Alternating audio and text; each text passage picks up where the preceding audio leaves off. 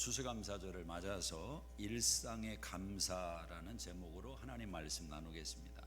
우리가 잘 알고 있는 추수감사절은 단순히 칠면조, 터키를 먹는 날이 아닙니다. 이날은 절망 속에서 감사의 이유를 찾은 102명의 사람들의 이야기가 바로 추수감사의 의미가 있습니다. 1620년에 영국에서 메이플라워를 타고 신앙의 자유를 위해서 낯선 땅에 도착한 청교도들의 이야기입니다.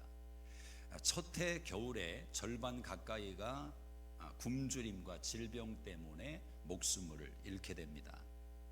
그 참혹한 상황 속에서 하나님이 한 사람을 보내주십니다. 언제나 하나님의 역사는 한 사람의 역사를 통해서 일어납니다. 스콴토라는 원주민이 청교도들에게 다가와서 어떻게 농사를 짓는지, 또 옥수수를 어떻게 저장하는지, 사냥은 어떻게 하는지 그런 내용을 가르쳐 줍니다. 청교도들이 다시 용기를 얻고 살아가기를 시작합니다. 그리고 그 해에 하나님의 은혜 감사에서 가진 것이 많지는 않지만 하나님께서 우리를 축복하시고 주신 것을 인해서 감사하며 예배를 드립니다. 그것이 바로 우리가 드리고 있는 추수감사절의 시작입니다. 여기 아주 중요한 사실을 먼저 짚고 넘어간다면 그들의 현실과 조건이 감사할 거리가 그렇게 많지 않았다라는 것입니다. 여전히 낯선 땅의 이방인들이었고 변화되는 그 기후 속에서 적응하기 위해서 힘들었고, 또 그 중에는 가족을 잃고 슬픈 마음을 끌어안고 그 한 해를 보낸 사람이 있고, 또 외부로부터 불어닥칠지 모르는 그런 불안과 두려움을 끌어안고 그들은 감사를 길어 올렸다라는 것입니다. 저는 이것을 일상의 감사다 그렇게 표현하고 싶습니다. 일상의 감사, 살아있는 게 감사하고 함께 있는 게 감사하고 하나님이 도와주신 게 감사하다. 우리 한번 옆에 분 바라보시면서 그렇게 고백해 봅시다. 살아있어줘서 고맙습니다. 살아있어줘서 고맙습니다. 제일 큰 감사죠. 내 옆에 있어줘서 감사하다. 특별한 어떤 내용이 아니라 일상의 내용이 감사가 되는 겁니다. 바로 그 청교도들의 일상에 평범했던 감사가 오늘 미국이라는 나라를 세운 원동력이 되었다라는 것입니다. 미국은 하나님께 감사함으로 시작된 나라입니다. 그래서 미국인들이 가장 많이 쓰는 단어 가운데 하나가 땡큐 아닙니까? 땡큐. 다시 옆에 분 보시면서 땡큐 연습하십시오. 문 열어줄 때만 땡큐 하지 말고 항상 감사합니다, 고맙습니다. 일상의 감사가 그렇게 중요하다는 거죠. 우리는 종종 큰 감사거리가 생겨야 감사하는 습관이 있고 감사해야 된다고 생각을 합니다.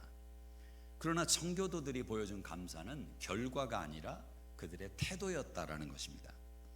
감사는 큰 사건에서 오는 것이 아니라 내 마음속에서 일상 속에서 길어 올리는 습관이 돼야 된다라는 것입니다. 아주 작은 감사인데 그 감사 속에서 얼마나 큰 결과를 불러오게 되었는가. 그들의 감사가 지금도 모든 교회들 가운데에서 모든 신앙인들 입을 통해서 청교도들의 그 추수감사 예배가 반복적으로 고백되고 있고 기억되고 있다라는 것입니다. 한 번의 감사가 역사를 타고 흘러가면서 지속적으로 기억되는 감사가 되고 있다라는 거죠. 한 번의 감사가 이렇게 중요한 것입니다. 최고의 신앙은 일상을 살아내는, 일상을 담아내는 능력입니다. 이 일상의 삶을 무엇으로 담아내냐면 감사라는 키워드로 담아내는 것입니다. 감사. 하나님께서 이스라엘 백성들을 광야에서 40년 동안 만나를 먹이면서 하나님이 이 훈련을 하신 겁니다. 출애굽기 16장 4절에 내가 너희를 위하여 하늘에서 양식을 비같이 내리리니 백성이 나가서 일용할 양식을 거둘 것이라. 일용할 양식을 거둘 것이라. 이같이 하여 내 율법을 지키는지 아니 지키는지 내가 시험하리라. 40년 동안 하나님이 이 훈련을 하신 겁니다. 일상 속에서 감사하는 훈련을 40년을 하셨다라는 거예요. 여러분의 삶에 일상의 감사가 습관이 되면 반드시 여러분의 삶은 지금보다 훨씬 더 풍성해지는 은혜가 있을 것입니다. 내적인 기쁨과 행복은 물론이거니와 물리적인 여러분의 삶도 훨씬 더 풍성한 은혜로 가득 채워질 줄로 믿습니다. 감사가 습관이 되는 것, 일상의 감사가 습관이 되는 게 그렇게 중요하다라는 것. 자, 일상의 감사가 습관이 되기 위해서는 우리의 생각의 변화가 필요합니다.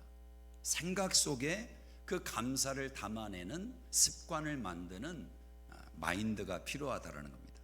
첫째로 일상의 감사가 습관이 되기 위해서는 축적의 마인드가 아니라 의존의 마인드가 필요하다라는 거예요. 축적의 마인드가 아니라 의존의 마인드가 필요하다. 우리 21절을 한번 읽어보겠습니다. 21절 시작. 무리가 아침마다 각 사람은 먹을 만큼만 거두었고 햇볕이 뜨겁게 쬐면 그것이 쓰러졌더라.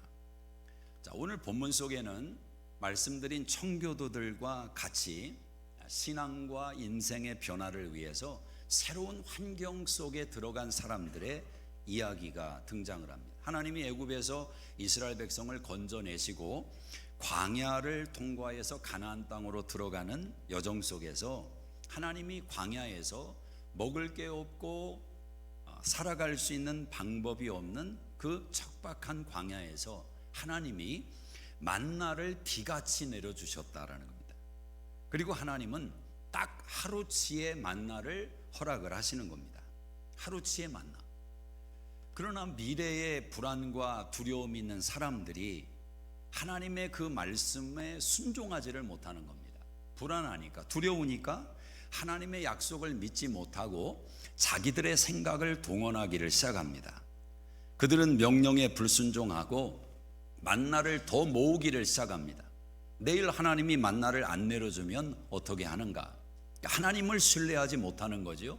그래서 열심히 바리바리 두 손을 놀려가면서 바쁘게 발을 움직여가면서 다른 사람들보다 훨씬 더 열심히 만나를 모읍니다. 얼마나 마음이 뿌듯했겠습니까? 그리고 주변을 바라보면서 하나님 말씀에 순종했던 사람들을 보면서 속으로 평가했을 겁니다. 저렇게 어리석은 사람들, 내일 만나가 내려오지 않으면 너희들은 뭘 먹으려고 그러느냐, 참 생각이 없구나. 그러면서 자신의 행동을 굉장히 뿌듯해 했을 것 아니겠습니까? 그 사람들의 마음의 불안을 잠재울 수 있는 방법은 축적 외에는 다른 것이 없었다라는 거죠.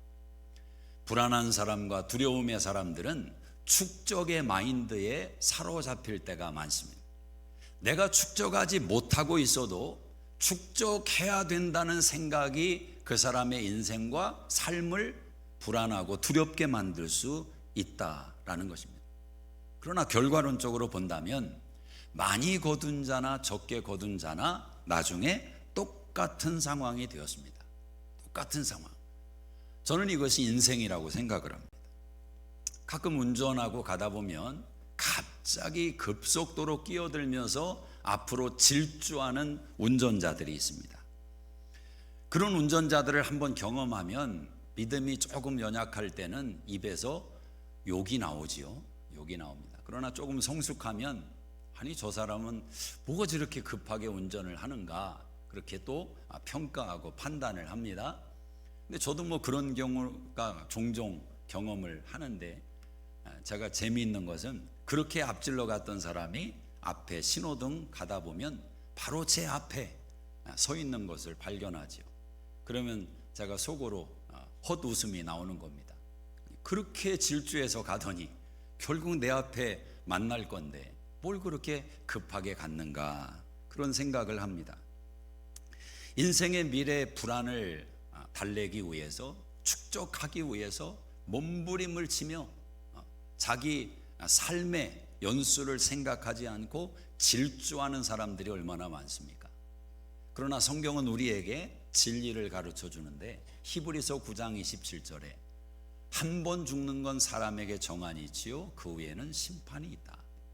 결국 인생은 높은 자나 낮은 자나 많이 축적한 자나 적게 축적한 자나 결국 마지막 순간에 만나는 지점이 있다라는 것입니다. 같은 자리에 서게 된다라는 겁니다. 감사의 자리는 같을 수가 없습니다. 그러나 축적의 자리는 결국 같아질 수밖에 없다라는 겁니다. 그리스 로마에 카론의 동전이라는 풍습이 있습니다. 카론의 동전, 이게 뭐냐면 죽은 자가 저승사자 카론 앞에 만나기 위해서 그 저승의 강을 건너는 통행료를 내야 되는 겁니다. 그래서 동전을 입에 넣어주는 풍습이 카론의 동전입니다. 사람이 죽음을 맞이해서 저승의 강을 건너야 되는데 통행료를 내야 된다. 그 통행료를 동전 하나를 입속에 넣어주는 겁니다.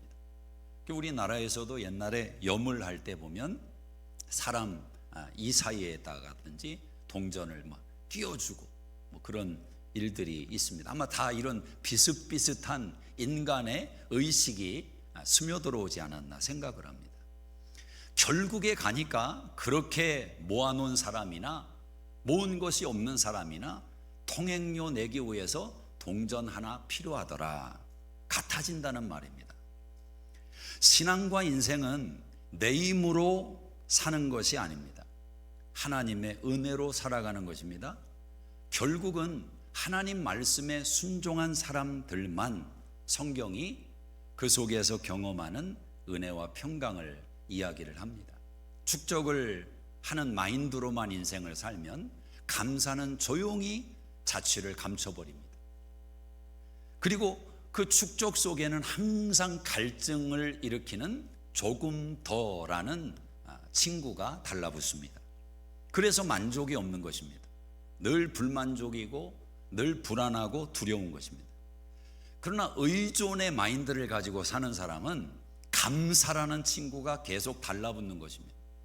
내가 의지하는 그분이 있기 때문에 그분에게 감사할 수 있는 경험의 자리가 많아지는 것입니다. 그리고 그렇게 살아가는 사람은 세월과 함께 자기가 의도하지 않았던 축적의 은혜도 경험을 하게 되는 것입니다. 만나는 매일의 은혜를 상징하는 겁니다. 하나님이 새로운 만나를 매일 내려주는 겁니다. 어제 것을 또 먹는 게 아니라 하나님은 새로운 만나를 내려주십니다. 새로운 은혜를 내려주십니다. 오늘을 살아갈 은혜를 내려주는 겁니다. 어제의 은혜로, 지난해의 은혜로 올해를 사는 게 아니라 하나님은, 의존하는 하나님은 우리에게 날마다 하루치의 은혜를 내려주신다라는 겁니다.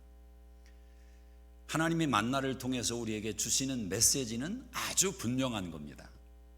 너희의 하루하루를 내가 책임진다. 너희의 하루하루를 내가 책임진다. 우리의 일생을 하나님은 그렇게 책임지겠다고 약속하는 겁니다. 하루가 모여서 일생이 되는 것 아니겠습니까? 그러니까 하루의 은혜라는 것은, 일상의 감사라는 것은 사실 우리 전 인생과 연결되어 있는 것입니다. 하나님은 여섯째 날은 갑절의 만나를 허락을 하십니다. 갑절의 만나. 우리 22절을 한번 읽어보겠습니다. 22절 시작. 여섯째 날에는 갑절의 식물 곧 하나에 2오멜씩 거둔지라 회중의 모든 지도자가 와서 모세에게 알림해.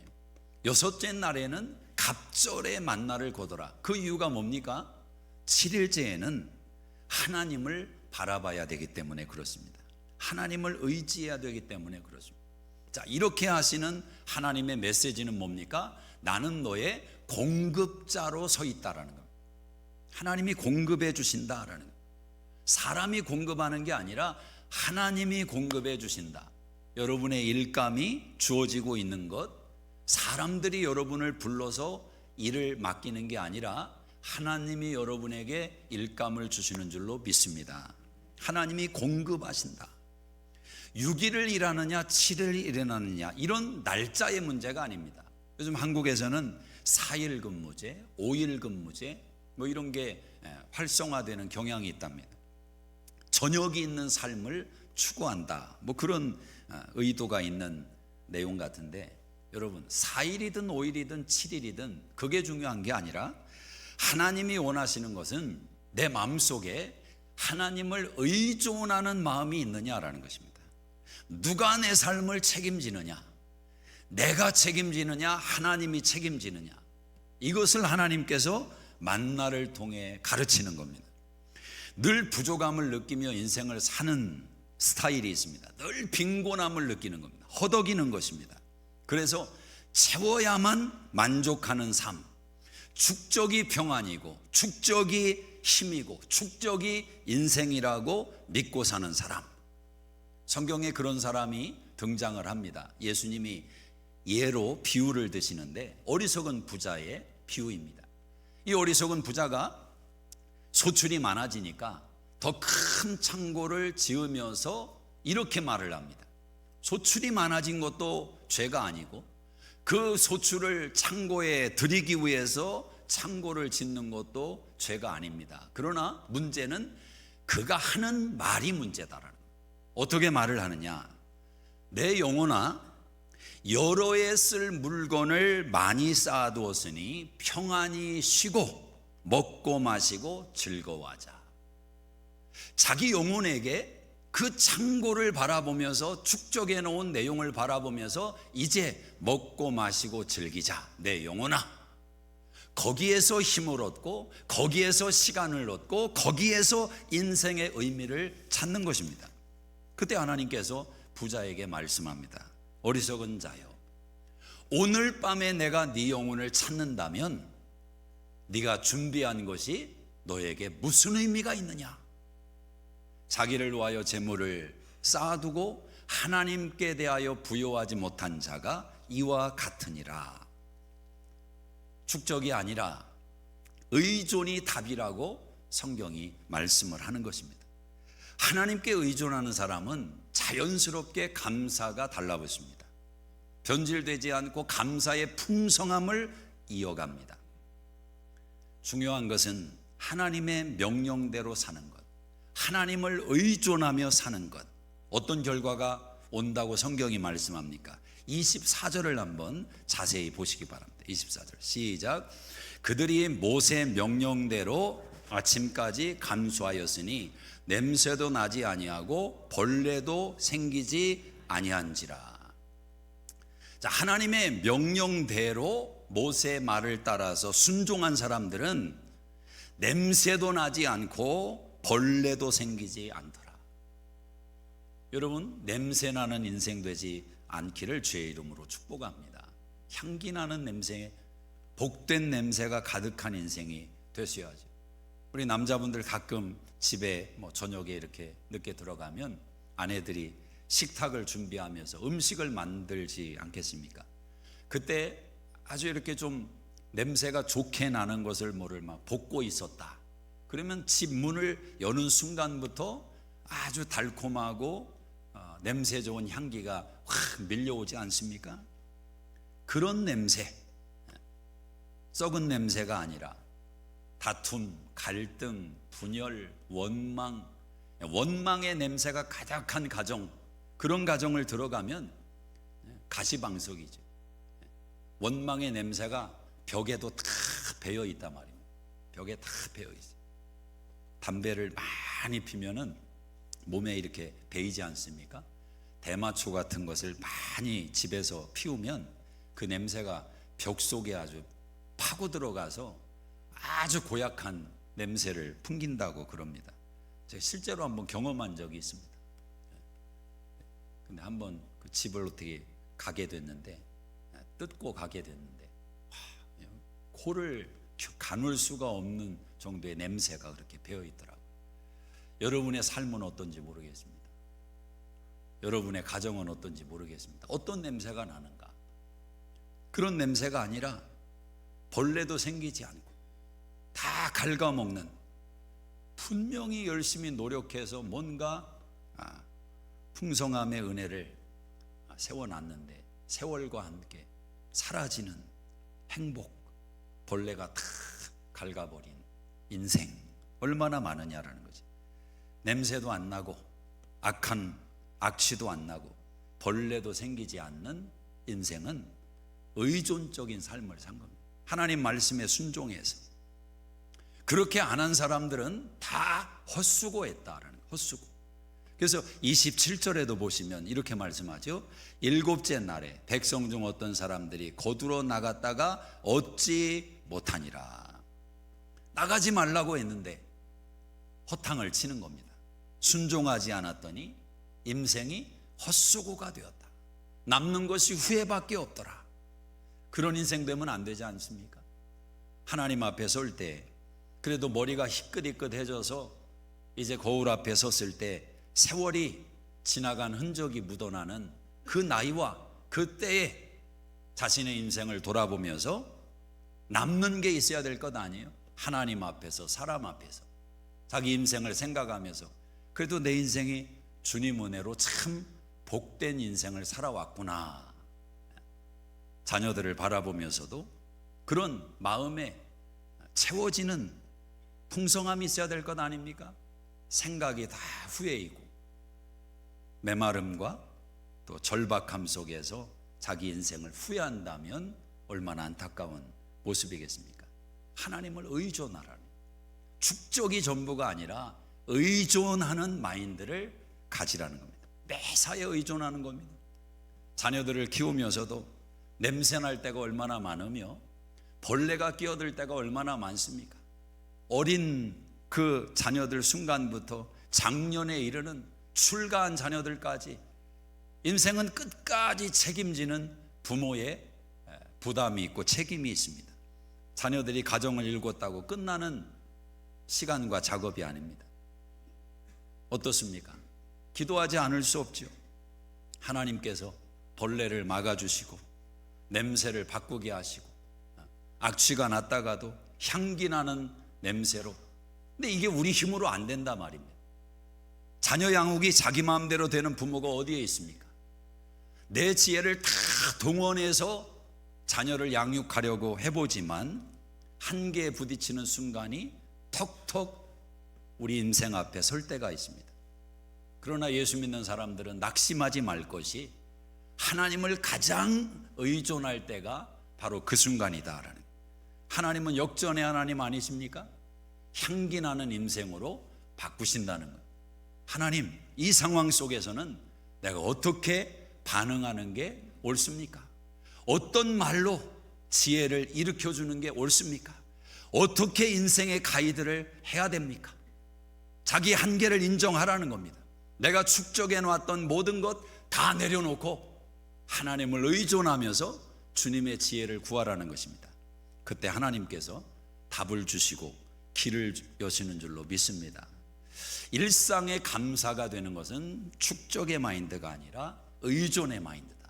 두 번째는 일상의 감사가 습관이 되기 위해서는 소망의 마인드가 필요하다라는 겁니다. 소망의 마인드. 자, 31절을 한번 크게 읽어봅니다. 시작. 이스라엘 족속이 그 이름을 만나라 하였으며 가시같이 희고 맛은 꿀 섞은 과자 같았더라. 이 감사라는 것을, 이 단어를 생각하면 우리는 과거를 생각하게 됩니다. 왜냐하면 과거에 일어난 어떤 사건에 대해서 오늘 감사할 수 있기 때문에 그렇습니다. 자, 그런데 신앙 안에서 감사가 문제가 될 때가 있습니다. 언제 문제가 되냐면 감사가 갑자기 우리 마음 안에서 채무의 마음으로 변할 때입니다. 채무자의 마음. 마치 뭔가를 얻은 것에 대해서 내가 지불하려는 충동을 받는 거죠. 갚으려는 충동을 받는 겁니다. 자, 그런데 여러분 생각해 보십시오. 우리가 하나님께 받은 감사의 조건이 삶의 내용은 여러 가지가 있겠지만 가장 근본적인 감사의 내용은 무엇입니까? 하나님이 자기 아들을 우리에게 주신 것 아닙니까? 자기의 독생자 아들을 우리를 위해서 십자가에 내어주신 겁니다. 이게 감사의 본질이고 뿌리입니다. 그런데 이 내용에 대해서 감사할 수 있는, 갚을 수 있는 사람이 어디 있겠느냐는 거예요. 우리는 갚을 수 없는 내용에 대해서 감사를 하는 인생들인 겁니다. 만약 채무자의 의식이 있다면 그런 신앙인들은 본인이 감사했던 내용이 나중에 본인을 발목 잡는 또 걸림돌이 되는 것입니다. 나는 그래도 주변의 사람들보다는 더 감사를 했다는 거지요. 내가 한 일이 눈에 드러나는 것입니다. 눈에 보이는 것입니다. 머릿속에 가득 차 있는 것입니다. 그 내용이 아들까지 주신 하나님의 마음을 눌러버리는 것입니다. 이것은 하나님 앞에 감사하고도 헛된 인생이 되는 어리석은 모습이다. 우리는 채무자의 마음이 아닙니다. 갚을 수가 없어요. 갚을 수 없는 은혜에 대해서 하나님 앞에 반응하는 것입니다. 그래서 왜 우리의 감사가 일상의 감사가 되냐면 어떤 감사의 조건과 내용이 있어서 감사하는 게 아니라 하나님의 아들을 주신 그 근본적인 내용 때문에 우리가 살아있는 한, 호흡이 있는 한 감사에서 제외되는 인생은 하나도 없다는 거예요. 오늘 이 자리에 계신 저와 여러분 가운데 예수님 상관없이 이 자리에 앉아있는 분 외에는 다 우리는 감사 조건이 예수님 때문에 감사가 되는 거예요. 그분 때문에 예배하는 것이고, 그분 때문에 찬송하는 것이고, 그분 때문에 감사 드리는 것이고, 하나님께서 우리에게 주신 은혜가 바로 그렇다는 겁니다. 자, 만나 속에 담겨 있는 감사는 우리에게 그 만나 속에서 큰 소망을 불러 일으키고 있습니다. 여러분, 만나의 이름 뜻이 뭡니까? 만나. 오늘 5절에 보시면, 한번 16장 15절에 보시면, 이스라엘 자손이 보고 그것이 무엇인지 알지 못하여 서로 이르되 이것이 무엇이냐, 이것이 무엇이냐. 그러니까 만나라는 이 단어의 이름의 뜻은 뭐냐면 What is this? 이게 뭐냐 도대체? 처음 보는 거거든요. 그러니까 궁금해서 던진 질문인데 그게 만나의 이름 뜻이다. 그리고 그 만나의 모습은 어떻게 생겼냐면 우리가 읽은 31절의 말씀처럼 가시같이 희고 맛은 꿀 섞은 과자 같았더라. 가시같이 희고 맛은 꿀 섞은 과자 같았더라. 자, 만나의 이름을 붙인 게 누구입니까? 이스라엘 백성들입니다. 하나님이 아니에요. 이스라엘 백성이에요. 하나님이 주신 생명의 원리에 이름을 붙인 것이 바로 이스라엘 백성들입니다. 지금 이스라엘 백성들은 아담이 실패했던 내용을 다시 재현하고 있는 것입니다. 하나님이 아담에게 주셨던 첫 번째 축복이 뭡니까? 생명을 아담이 선언하게 하신 겁니다. 아담이 부르는 대로 짐승들의 이름이 결정됐습니다. 하나님이 아담의 입에 생명의 능력을 주시고 생명의 원리를 담아 놓으셨습니다. 지금 하나님께서 이스라엘 백성들을 데리고 애굽에서 건져내서 하나님 나라와 하나님 백성을 만들기 위해서 다시 작업을 하시는 겁니다. 내 백성들에게 그 권세를 주시는 겁니다. 너희가 말로 부르는 그게 바로 만나다. 그 속에 생명이 있다. 그 속에 너희의 일생이 담겨 있다. 그런데 그 만나가 꿀 섞은 과자 같다. 꿀 섞은 과자. 이 꿀이라는 단어는 성경에서 이스라엘 백성들에게 있어서는 어찌 보면 가장 소중한 내용, 그런 것을 비유적으로 묘사할 때 꿀을 하나님이 연상을 시키게 합니다. 그래서 시편 19편에도 하나님 말씀을 읽을 때 송이 꿀보다 더 달다. 하나님 말씀이 이게 얼마나 내게 기쁨을 가져오는지 꿀로 묘사를 하는 겁니다. 그 만나가 지금 꿀 섞은 과자 같다. 근데 여러분, 이 꿀이라는 단어를 하나님께서 언제 이스라엘 백성들의 기억 속에 심어 놓으셨냐면 출애굽기 3장 8절에 애굽에서 신음하며 그들이 노예 생활을 할 때 하나님께서 소망의 말을 던지시는데 젖과 꿀이 흐르는 땅, 곧 가나안 땅으로 인도하려 합니다. 젖과 꿀이 흐르는 하나님의 약속의 땅으로 이스라엘 백성을 이끌기 위해서 하나님은 만나를 사용하고 있다는 거예요. 오늘 저와 여러분의 인생이 젖과 꿀이 흐르는 하나님의 풍성한 삶으로 들어가기 위해서 우리에게 필요한 게 무엇입니까? 만나가 필요하다는 거예요. 만나. 근데 우리 눈앞에 지금 만나가 없어요. 그 만나를 하나님께서 감사라는 신앙으로 재현하고 있다라는 것입니다. 매일 만나가 하늘에서 비같이 내립니다. 새로운 은혜, 새로운 삶의 생명의 조건이 내려오는 것입니다. 그러므로 이스라엘 백성들의 감사는 어제 감사가 아닙니다. 오늘 새로운 감사를 드리는, 내일은 또 내일의 새로운 감사를 드리는 것. 이런 은혜가 어디에 있습니까? 하나님은 그 만나 속에 미래를 담고 소망을 담아놓은 거예요.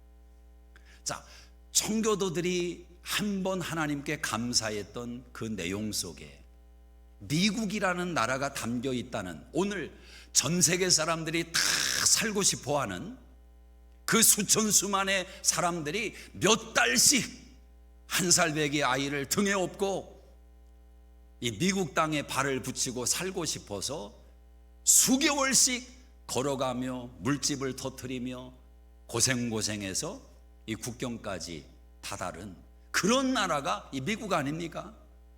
뭐 이 나라 가운데도 연약함이 있고 영적으로 많은 문제들이 있겠지만 적어도 사실만큼은 그런 겁니다.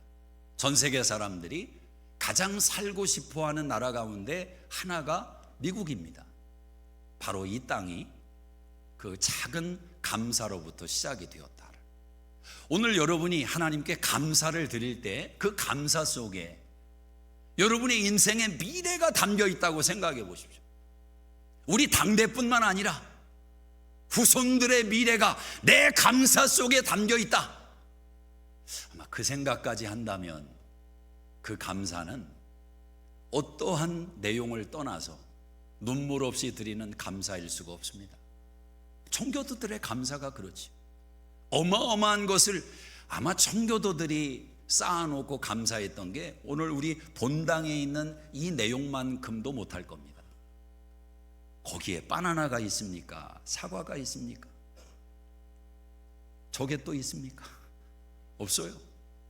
그런데 그들의 마음은 최고의 감사가 미국이라는 이 소망의 땅의 감사가 그 속에 담겨 있었다.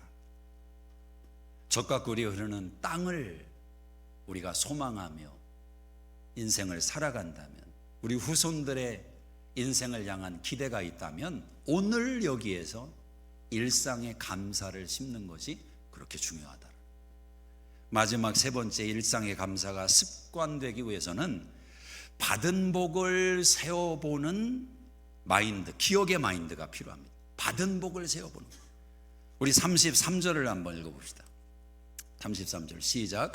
또 모세가 아론에게 이르되 항아리를 가져다가 그 속에 만나 한 오멜을 담아 여호와 앞에 두어 너희 대대로 간수하라. 아론이 여호와께서 모세에게 명령하신 대로 그것을 증거판 앞에 두어 간수하게 하였고, 사람이 사는 땅에 이르기까지 이스라엘 자손이 40년 동안 만나를 먹었으니 곧 가나안 땅 접경에 이르기까지 그들이 만나를 먹었더라. 여기 재밌는 표현이 하나가 있어요. 35절에 사람이 사는 땅에 이르기까지. 이 말은 무슨 말입니까?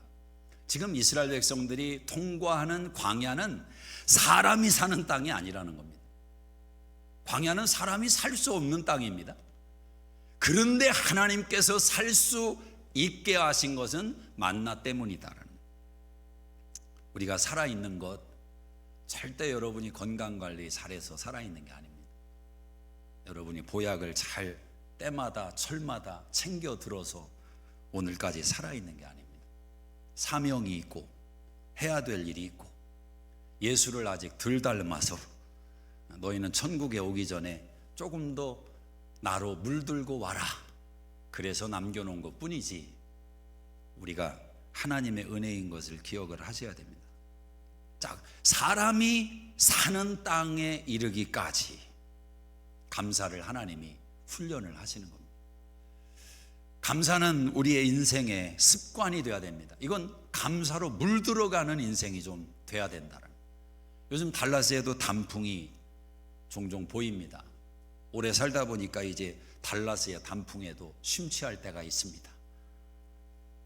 여러분, 단풍이 아름다운 곳은 대부분 추위가 동반되는 지역에서 단풍이 아름답습니다.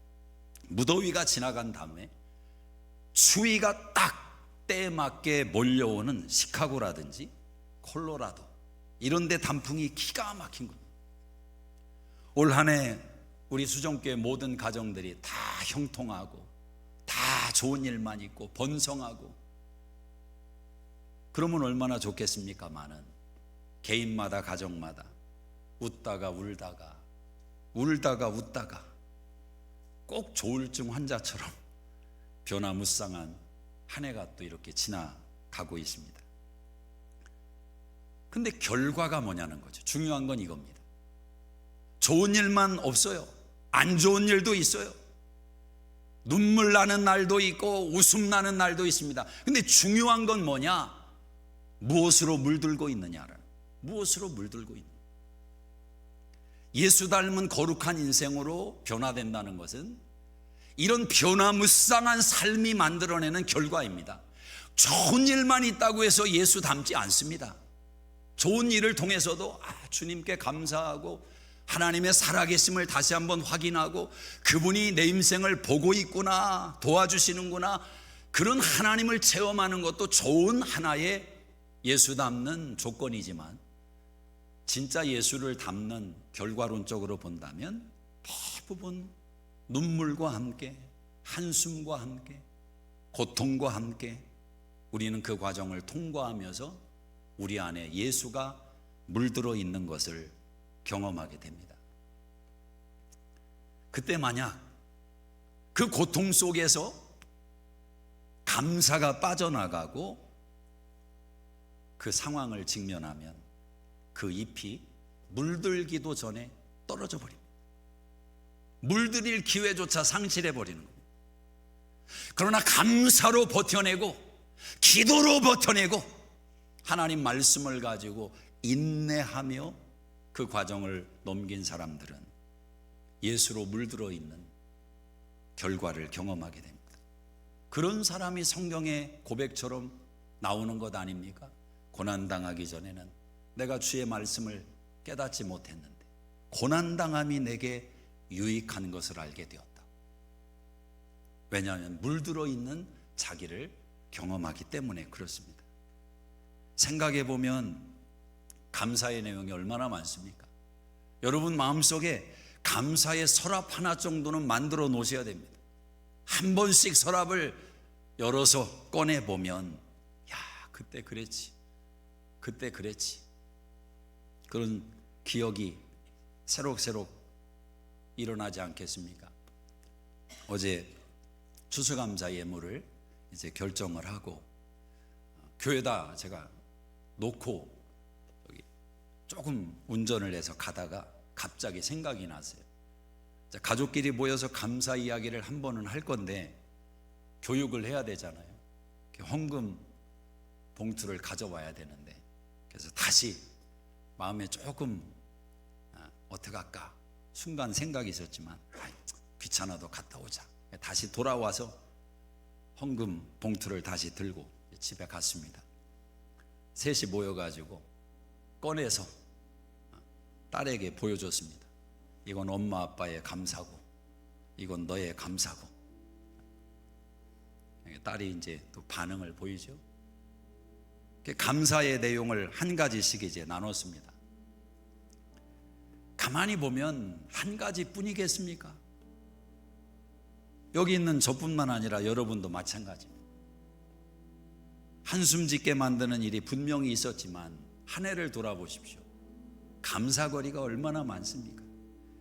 사실 일상의 감사라는 것은 가장 기본적인 데서부터 출발합니다. 숨 쉴 수 있는 것이 감사이고, 물 마시고 밥 먹을 수 있는 게 감사이고, 옆에 가족이 있는 게 감사이고, 볼 수 있는 눈과 들을 수 있는 귀가 감사이고,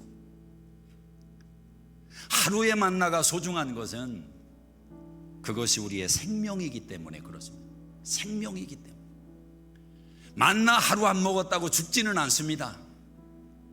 그러나 열흘 굶은 사람에게 주어지는 만나는 열 하루째 그를 사망으로 이끌 수도 있는, 생명으로 이끌 수도 있는 양식이 됩니다. 하루의 만나라는 것은 한 끼가 아닙니다. 이스라엘 백성들에게는 일생인 것입니다. 가나안의 복된 삶을 만들어가는 것, 가나안에 들어간다고 웰컴 플랜카드가 보입니까? 7 부족과 싸워야 되고 가나안의 부족들이 두 눈을 부릅뜨고 달려드는 그들과 더불어 경쟁하고 넘어지는 일도 많아요. 광야보다 훨씬 많습니다. 쓰러질 일도 많고 내 뜻대로 되지 않는 현실 앞에서 절망할 때도 더 많고, 이게 가나안입니다. 광야에서는 하나님이 적어도 생명만큼은, 먹는 것만큼은 또박또박 챙겨주시니까, 내려주시니까 염려가 없어요. 어느 정도 가다 보니까 이제 그 정도는 익숙해지는 거지요. 의심이 안 드는 겁니다. 근데 가나안은 그렇지가 않습니다. 한 해 동안 열심을 내서 모아놨는데 한순간에 벌레가 끼어들어서 다 수포로 돌아가는 일이 가나안에서는 일어납니다. 그래서 하나님이 지켜주신다, 하나님이 공급하신다, 하나님이 함께 하신다, 이 훈련이 안 된 사람들은 퍽퍽 쓰러지는 겁니다. 신앙이 나가 떨어지는 겁니다. 젖과 꿀이 흐르는 가나안 땅의 복된 삶은 감사라는 고백과 함께 피어나는 것입니다. 오늘 우리가 살고 있는 이 미국 땅, 그 영광스러운 이 축복의 근원지는 청교도들의 작은 일상의 감사였다. 말씀을 맺으면서 이스라엘 백성들이 만나를 가지고 얼마나 불평하고 원망하고 하나님을 기쁘시게 하지 못했는지 우리는 다 알고 있습니다. 이 만나 지겹다고, 자기들의 생명과 연결되어 있는데도 지겹다는 겁니다. 이게 인생입니다. 참 감사가 드라이해요. 너무너무 메말랐어요. 그게 인생의 본성일 수도 있습니다. 근데 여러분, 그런 우리를 하나님께서 버리지 않고 내치지 않고 그분께서 새로운 만나를 또 내려주시는 거예요. 새로운 만나. 요한복음 6장 48절에 예수님이 말씀합니다. 내가 곧 생명의 떡이니라. 너희 조상들은 광야에서 만나를 먹고도 죽었지만 하늘에서 내려오는 이 떡을 먹으면 사람이 죽지 않는다. 나는 하늘에서 내려온 살아있는 떡이니 사람이 이 떡을 먹으면 영생하리라. 예수님이 만나라는 것입니다. 오늘도 우리는 만나를 먹고 있는 것입니다. 눈에 보이는 만나가 아니에요. 예수 그리스도가 오늘도 우리 안에 계십니다. 우리가 입술로 예수님을 찬양하고 고백합니다. 주님 나와 함께 하시지요? 주님 감사합니다. 만나를 먹고 있는 거예요. 지금 주님을 의지합니다. 내가 길을 몰라요, 방법을 몰라요, 힘이 없어요. 의지할 분을 아무리 찾아도 눈에 보이지를 않습니다. 그때 주님이 보이는 거예요. 만나가 보이는 겁니다. 만나로 내려오시는 그 주님을 의지해서 또 하루를 이겨내는 거예요.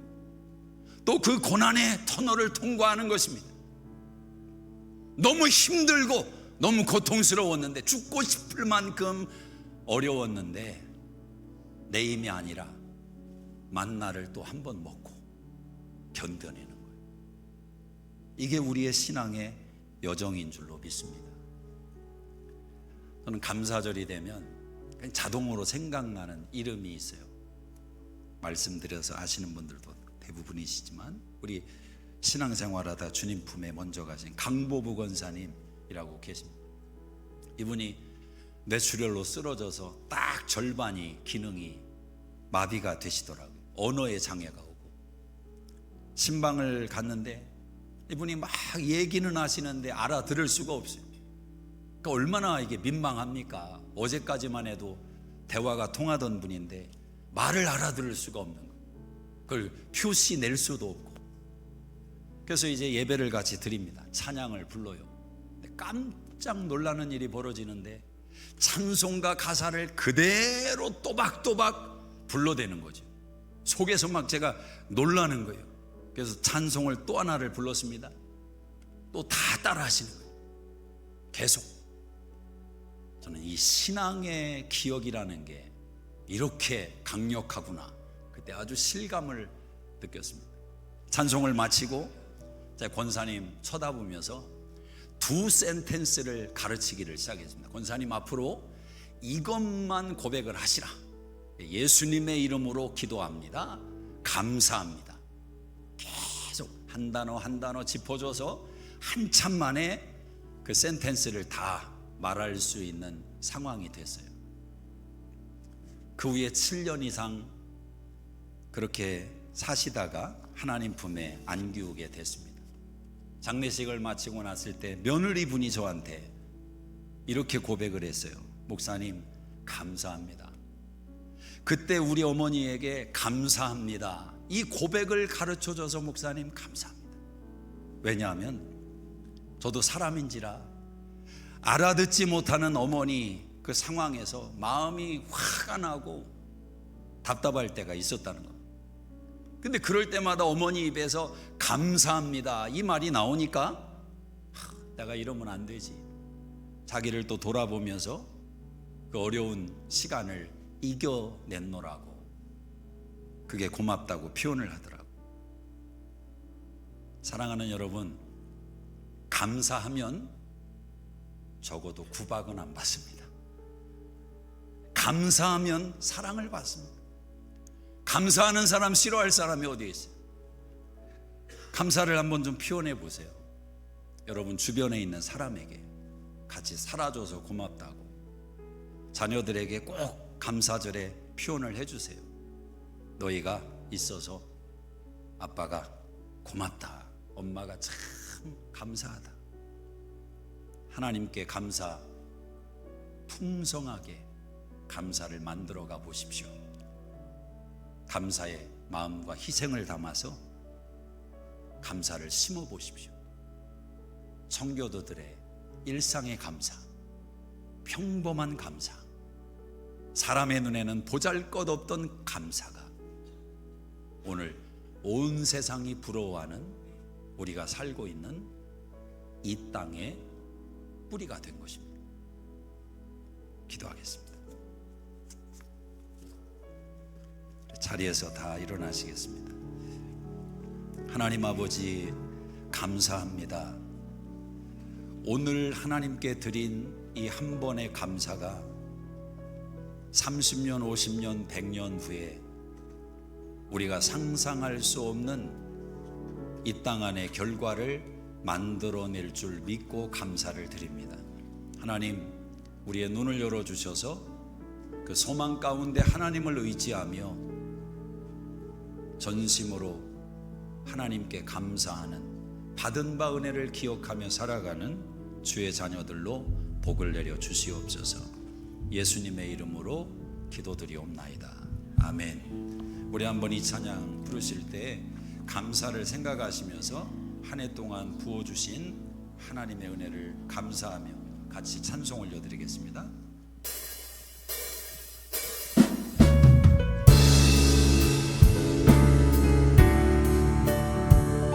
부부끼리 오신 분은 좀 옆에 손을 잡고 같이 한번 찬양하시기 바랍니다.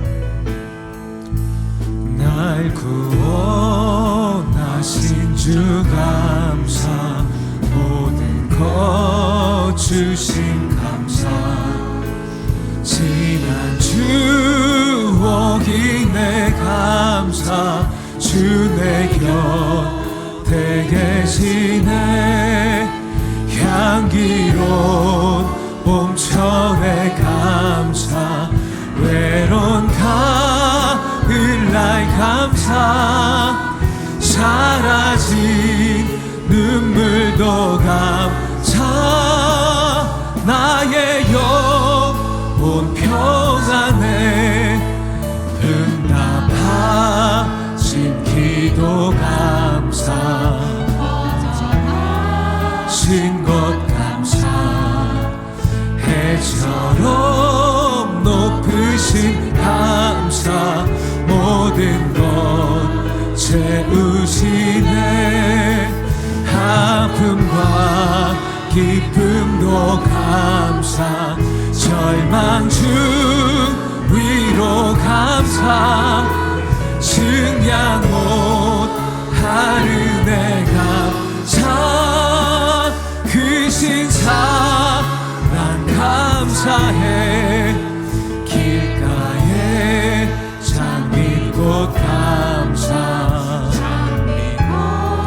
간신 감사, 따스한 사랑의 가정, 일용할 양식 감사, 기쁨과 슬픔도 감사,